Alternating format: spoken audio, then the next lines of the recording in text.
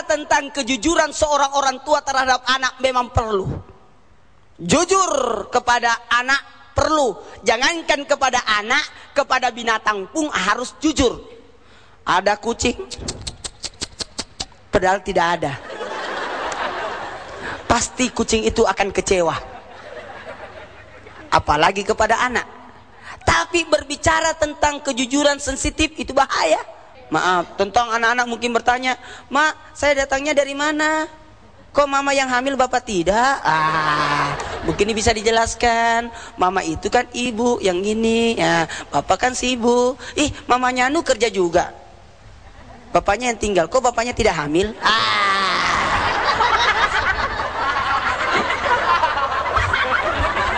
Gimana dong? Jangan coba-coba mengajarkan kebohongan kepada anak. Karena mendidik anak dengan kebohongan itu bahaya. Betul tidak?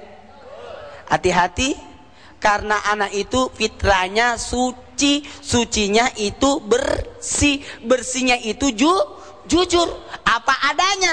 Itulah kejujuran itu. Makanya begini, latihlah diri kita untuk senantiasa berkata jujur. Siapa yang tidak berbohong 40 hari, maka doanya akan dikabulkan. Dan siapa yang berbohong, yakin doanya tidak akan sampai ke langit. Itu. Jadi sanksi bagi orang yang tidak jujur, itu hilang kepercayaan, doanya tidak sampai ke langit, hilang berkah kehidupan. Itu hati-hati. Makanya hiduplah dalam kejujuran. Makanya gini, pemirsa yang ada di rumah, alhamdulillah kalau kita mulai saat ini sudah bisa, saya mau berkata jujur, saya harus berpribadi jujur, saya harus keseharian saya jujur. Latihlah diri kita supaya jujur. Makanya ada latihan jujur. Mau? Puasa. Puasa itu melatih orang untuk berbuat jujur. Puasa itu melatih diri buat jujur. Dan yakini ada Islam, ada iman, yang ketiga ada ihsan. Apa itu ihsan? Merasa dilihat oleh Allah. Tidak akan mungkin orang berkata bohong, tidak jujur dalam kehidupannya, sementara dia yakin Allah melihatnya. Itu. Seorang khalifah Umar bin Khattab pergi berjalan menyamar. Itu Umar bin Khattab suka menyamar, ya persis kayak saya ya. Menyamar, tiba-tiba melihat anak kecil yang sementara menggembala kambing. Terus dia berkata, "Wahai anak, apa yang kau gembala kambing? Berapa jumlah kambingmu?" "Oh, tidak tahu, banyak sekali." "Oh, kalau begitu bagaimana kalau kambingmu dipotong satu kita makan? Yuk, atau saya beli." Tidak bisa, karena Allah melihat saya." Hebat. Ini nih hebat. Jangan coba-coba berbuat tidak jujur. Karena siapa? Ada Allah yang kau bohongi, ada Allah yang melihat kita. Oke? Inilah sebenarnya yang membuat orang harus berperilaku jujur.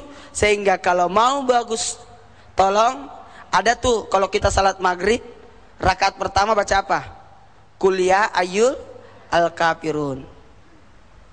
Surah Al-Kafirun baca sebagai bacaan sesudah bacaan surah Al-Fatihah. Itu kegunaannya, siapa yang membaca surah Al-Kafirun itu terhindar dari kemunafikan, dalam artian mengantarkan dirinya untuk senantiasa hidup dalam kejujuran. Ikuti kata hati kita, karena hati ini tidak akan mungkin bisa berdusta. Betul tidak?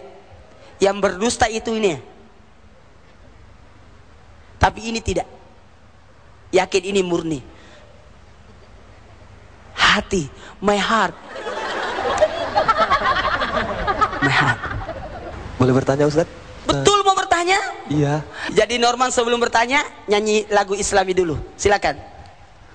Kalamullah jadi panduan berilmu beriman kita beramal kepada Tuhan Rasulullah, jadi ikutan insya Allah dunia akhirat kita selamat. Allahu Allah. Cenda caya caya caya. Enak ya, lebih adem daripada itu lagu ginian. Gitu ya. Silakan, ada yang mau ditanyakan? Ya, Gini, apa? Ustaz, gimana tuh kalau yang di saksi yang di pengadilan? Saksi di Yang pengadilan, ya. Terus disuruh bohong sama keluarganya. Hukumnya buat yang si saksi yang bohong itu gimana, Ustaz? mantap. Pertanyaan yang sangat menarik dan bisa jadi terjadi di masyarakat. Bagaimana kalau ada keluarga sementara diadili, kemudian yang jadi saksi adalah keluarga, kemudian keluarga itu disuruh berbohong untuk menyelamatkan terdakwa. Iya. Bagaimana hukumnya? Mau tahu? Mau tahu? Kita lanjutkan setelah yang selewat ini. Jamaah.